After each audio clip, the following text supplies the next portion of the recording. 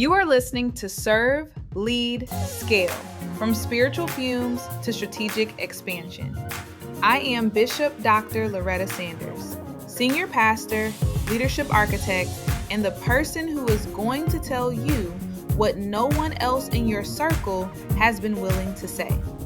You were not called to survive your ministry. You were called to scale it. Every episode, we build. Let's go. Here is a number I want you to sit with before we go anywhere today. 48 million. That is the number of employee responses researchers analyzed to produce the most comprehensive workplace culture report published in 2026. And across 48 million responses from organizations of every size, every sector, every region, one finding rose to the top as a defining challenge of this moment. Psychological safety, the foundation of every high-performing team, is under more pressure right now than at any point in recent memory. And the organizations paying the highest price for that pressure are the ones where honest conversation is the hardest to have. Ministry organizations are not exempt from this. In many cases, we are ground zero for it. In 25 years of working in and around ministry context, I have seen gifted, faithful, deeply called leaders inadvertently build cultures where the people closest to them could not tell them the truth. Not because those leaders were cruel, not because their teams were disloyal, because the structure, and in ministry, sometimes the very language of faith, had quietly made honesty more costly than silence. That is what we are addressing today. But before I name the problem, I want to describe something, because this episode is not primarily about what is broken. It is about what is possible. I want to describe a team where someone can say, "I think we are making a mistake," and that sentence is welcomed. Where a volunteer can say, "I am struggling with this assignment," and the response is support rather than reassignment. Where a department head can bring a difficult concern to a leadership meeting and leave feeling heard rather than managed. Where feedback flows in every direction, upward, downward, and laterally, because the culture has made honesty less costly than silence. That kind of team exists. It is not theoretical. I have been part of it. I have seen it built from nothing, and it is the most productive, most loyal, most resilient kind of ministry community I have ever encountered. Last week, we built accountability, the structure that holds people to their best standard. Today, we build a culture that makes honest conversation safe enough to happen before the accountability conversation is ever needed. Because the most expensive feedback in any organization is the feedback that arrives too late, because the culture made it too costly to give earlier. Before I give you the framework, I need to name something that is unique to our context. Because in ministry, there is a version of organizational silence that sounds like faith from the outside. I call it the spiritual bypass. It sounds like this: I am leaving it in God's hands. I am just trusting the Lord with this. I do not want to speak on it. I will pray about it instead. I just want to keep the peace in the body. Now, I want to be clear. None of those phrases is inherently wrong. Prayer is not avoidance. Trusting God is not cowardice. But in many ministry contexts, that language has become a way of honoring the appearance of spiritual maturity while avoiding the discomfort of an honest conversation that needs to happen. We have spiritualized silence, and the mission is paying for it. A culture of genuine faith does not avoid hard conversations. It holds them with grace. There is a significant difference between trusting God with an outcome and using God's name to avoid a conversation. The first is faith. The second is the spiritual bypass. And once we can name it, we can choose differently. Now, I want to take you to the most architecturally sophisticated piece of feedback in all of Scripture. Not because Nathan was brave, though he was, but because of how he built the room. The truth became deliverable. David is at the height of his power. He has done something that everyone in the palace knows about, and no one has said a word. Not because they did not know, because the culture had made honesty too costly. That is what organizational silence looks like at the senior leadership level. Not ignorance, awareness without voice. Nathan walks in, and what he does next is not a confrontation, it is a construction. 2 Samuel 12, verses 1 through 7. Then the Lord sent Nathan to David, and he came to him and said to him, there were two men in one city, one rich and the other poor. The rich man had exceedingly many flocks and herds, but the poor man had nothing except one little ewe lamb, which he had bought and nourished, and it grew up together with him and with his children. It ate of his own food and drank from his own cup and lay in his bosom, and it was like a daughter to him. And a traveler came to the rich man, who refused to take from his own flock and from his own herd to prepare one for the wayfaring man who had come to him. But he took the poor man's lamb and prepared it for the man who had come to him. So David's anger was greatly aroused against the man, and he said to Nathan, as the Lord lives, the man who has done this shall surely die. Then Nathan said to David, you are the man. 4 moves. I want us to walk through each one slowly. Move 1. Nathan created safety. He did not open with an accusation. He opened with a story, someone else's situation in another city involving different people. David could engage the story without defending himself. His emotional intelligence was invited into the conversation before his ego had any reason to protect itself. Move 2. Nathan built an investment. By the time Nathan finished the parable, David was genuinely outraged. He had emotionally committed to the justice of the outcome. His own conscience was fully activated before the mirror was raised. Nathan did not manufacture that emotion. He created the conditions for it to arise naturally. Move 3. Nathan invited David's verdict. He let David pronounce the sentence. As the Lord lives, the man who has done this shall surely die.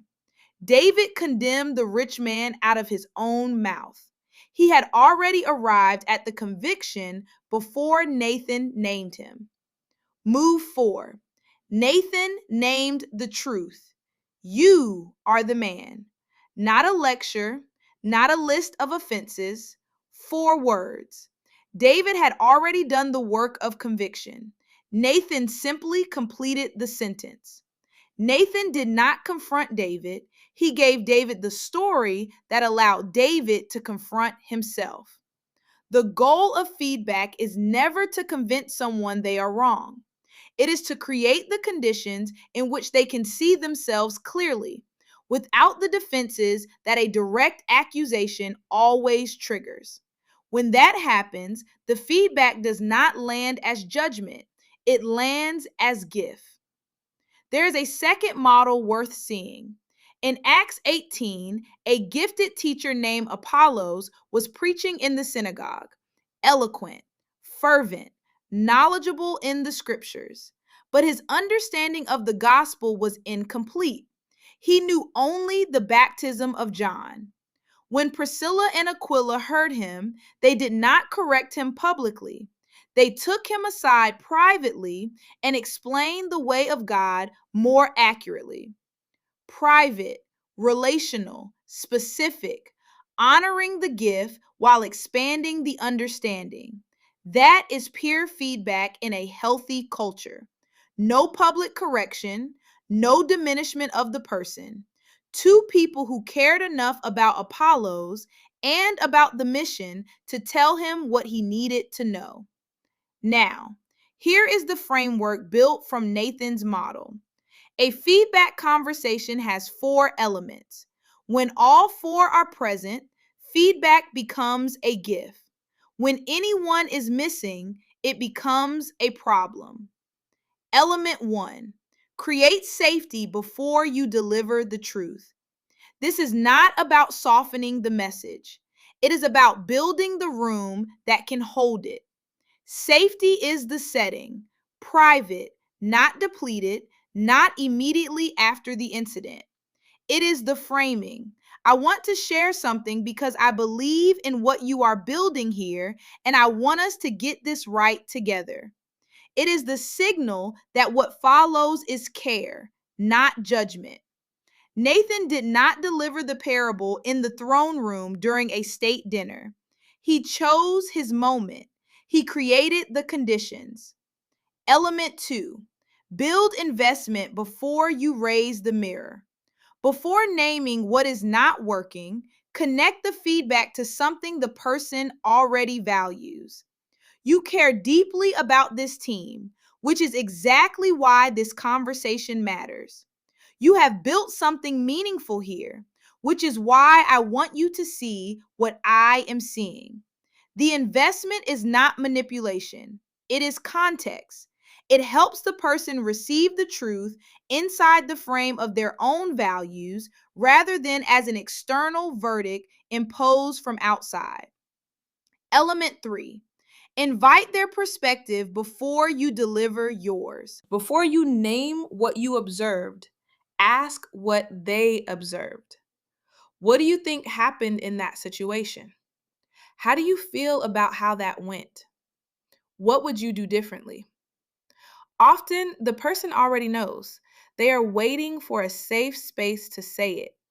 When we invite their perspective first, we discover how much self-awareness is already present, and we shift the conversation from verdict to dialogue. Element 4, be specific, not general. Nathan did not say, "You have not been yourself lately." He said, "You are the man." In the same way, effective feedback names the specific behavior, the specific moment, and the specific impact. Not, "You tend to be dismissive in meetings." But in Tuesday's team meeting, when Maria raised the budget concern, you moved to the next agenda item before she finished speaking. I noticed 3 people stopped contributing after that. General feedback produces defensiveness. Specific feedback produces growth. Safe, invested, invited, specific. In that order, every time. Now, here is something we cannot skip in 2026. Building feedback culture at the senior pastor level is not enough. Research from this year identified middle management capacity as the number 1 organizational priority across industries, specifically because department heads, ministry directors, and lead volunteers sit between the leadership's vision and the team's daily reality. They carry the heaviest load when difficult conversations need to happen. And most of them have never received a model for how to give or receive honest feedback in a ministry context. If we want feedback culture to be the norm, we have to equip the middle layer, not just model it from the top. That means passing this framework down, teaching it, creating space for your department heads to practice it, not just doing it yourself, multiplying it. The same principle Paul gave Timothy. Commit these things to faithful people who will be able to teach others also. 4 generations of feedback culture. Now, let me name the 3 ways feedback culture breaks down in practice.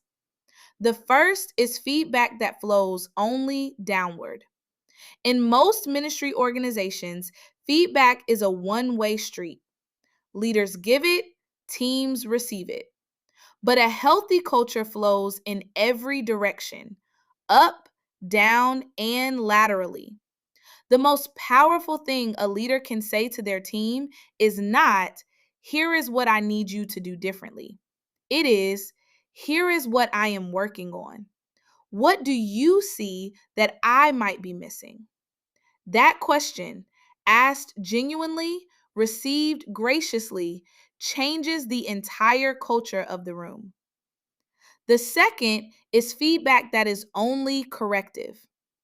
When feedback only appears when something goes wrong, the team learns to associate honest conversation with failure. And the natural human response to anticipated failure is concealment. Affirmative feedback, specific, genuine recognition of what went right and why it mattered, is not a nicety. It is a structural element. It teaches the team what the right standard looks like. It creates the relational credit that makes corrective feedback receivable. And it signals that accountability means being seen when things go well, not only when they go poorly. The third is feedback that is event driven rather than rhythmic. Reactive feedback keeps teams in a permanent state of uncertainty, never knowing when the next difficult conversation is coming. A healthy feedback culture is rhythmic, brief reflections after key events, structured conversations at the end of a season, regular practices of asking together what is working, what is not, and what needs to shift. When feedback becomes rhythmic, it loses its charge. It becomes ordinary. An ordinary, honest conversation is the sign of a mature team. Here is what makes this conversation urgent in 2026 specifically. We are in a season where trust in church leadership has been damaged, not universally, but broadly. Credibility failures have led congregations to question whether the organizations they belong to are telling them the truth. And the response that is gaining traction in healthy churches is not a communication strategy, it is a culture shift. Leaders who model transparency, teams that operate with genuine honesty, organizations that have earned the right to be trusted because they live it internally, not just proclaim it publicly. A feedback culture is not just a team development strategy. In 2026, it is a trust rebuilding strategy, and it starts with us before it reaches the congregation. The one thing every healthy feedback culture has in common is this: the leader went first. They were the first to ask for feedback, the first to receive it without defending, the first to name what they got wrong and what they learned. Priscilla and Aquila did not wait for Apollos to ask for their perspective. Nathan did not wait for David to invite the conversation. They went first because someone had to. In your organization, that someone is you. Before your next team gathering, do two things. First, ask one person on your team for specific feedback on one thing you are actively working on as a leader. Not general, specific. Something you are genuinely developing. Second, give one piece of specific affirmative feedback to one person. Something they did well, named precisely with the reason it mattered. Those two acts, one of receiving and one of giving, will shift your team's feedback culture more than any policy or program you could implement. Here is your reflection question for this episode. What would change in your organization if honest conversation became ordinary? Not occasional, not crisis driven, ordinary. Sit with that honestly, because the answer to that question is not a wish. It is a blueprint. And the blueprint starts with you going first. The leader who asks their team for honest feedback before Sunday is the leader whose congregation will trust them with the harder conversations the church needs to have. Not because you posted a policy of transparency, because you lived it in the room where no one was watching. That is what we are building toward. Not a polished organization, a trustworthy one. The ministry capacity micro audit at youcanfaith.com/leadership includes a feedback culture section. It helps you assess which of the 4 elements and which of the 3 breakdown patterns is most active in your organization right now. Download it free at youcanfaith.com/leadership. That link is in the show notes. Next week, we are going to talk about what happens when the culture is healthy, the feedback is flowing, and the team still cannot agree on the direction.